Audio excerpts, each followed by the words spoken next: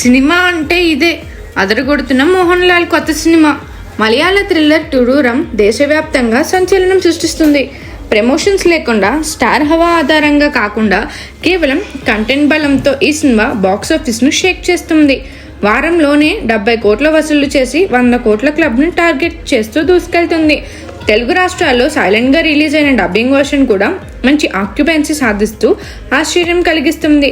మోహన్ లాల్ లాంటి లెజెండరీ నటుడు ఈ సినిమా కోసం ఒక్క ఇంటర్వ్యూ కూడా ఇవ్వలేదు. దర్శకుడు తరుణ్ మూర్తి ఎలాంటి ప్రచారం చేయలేదు. YouTube shorts, press meet, promotion షోలు లేకుండానే కేరళలో ప్రీమియర్ షోల నుంచి హౌస్ఫుల్ బోర్డులు పడ్డాయి. ఇది కంటెంట్కు నిదర్శనం కాక మరేంటి?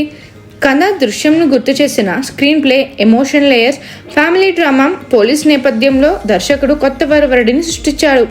చివరి ట్విస్ట్ ఒక కుటుంబంపై చూపిన ప్రభావం ప్రేక్షకుల్ని ఎమోషనల్గా కట్టిపడేసింది.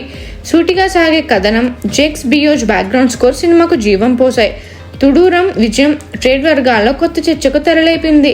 స్టార్ ప్రమోషన్ లేకుండా చిన్న బడ్జెట్తో భారీ విజయం సాధ్యమైన ఈ సినిమా దానికి షాకింగ్ ఉదాహరణ.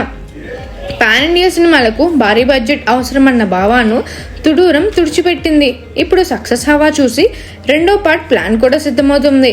మొత్తంగా తుడూరం ఒకటే చెప్పింది, గొప్ప కథ ఉంటే థియేటర్లు నడుస్తాయి, ప్రేక్షకులు తప్పక స్పందిస్తారు. ప్రమోషన్ గొడవలు, ఫ్యాన్స్ హడావిడి లేకుండానే ఈ సినిమా అద్భుత విజయం సాధించొచ్చని ఈ థ్రిల్లర్ నిరూపించింది.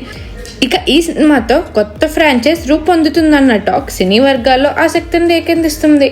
మరిన్ని మూవీ అప్డేట్స్ కోసం, ఫిల్మ్ రివ్యూస్ కోసం ఫాలో అవుతూ ఉండండి ఫిల్మీ బౌల్.